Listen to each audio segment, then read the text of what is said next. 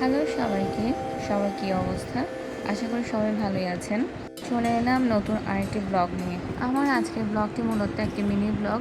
কিছুদিন আগে আমি বিবেকানন্দ বিদ্যানিকেতনের ইনভিটেশনে গিয়েছিলাম রামকৃষ্ণ মিশনে। মিশনে সাধারণত বিশেষ কোনো পুজো বা অন্য কোনো সময় যাওয়া হলো, এই ধরনের আয়োজনে যাওয়ার অভিজ্ঞতা এবারে আমার প্রথম। মিশনের ভিতরে একটি নির্দিষ্ট জায়গায় সবার খাবার আয়োজনের ব্যবস্থা করা হয়েছিল। পুরো পরিবেশটি ছিল অত্যন্ত পরিষ্কার পরিচ্ছন্ন।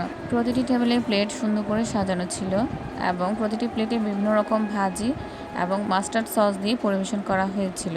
সেখানে খাবার পরিবেশনের দায়িত্বে ছিল মিশনারি ছাত্রবৃন্দ। প্রথমেই আমাদের প্লেটে দিয়ে দেওয়া হয় ভোগের ভাত এবং সেই সাথে পরবর্তীতে আবার আমাদের ভাত দেওয়া হয়। ভাতের পাশাপাশি আমাদেরকে দেওয়া হয় অন্য একটি তরকারি এবং শাক, এবং এইসবের পরপরে আমাদেরকে দিয়ে দেওয়া হয় আমাদের প্লেটে ডাল। ডালের পরপর পরিবেশন করা হয় পাঁচমিশালি সবজি, এবং পাঁচমিশালি সবজির পাশাপাশি বিভিন্ন রকমের আরও তরকারি পরিবেশন করা হয়, এবং সেই সাথে দেওয়া হয় মাশরুমের তরকারি ও রাজমা সবজি। প্রতিটি তরকারি খেতে অনেক সুস্বাদু ছিল, এবং আমাদের জন্য শেষ পাতেও ছিল এলাহি আয়োজন।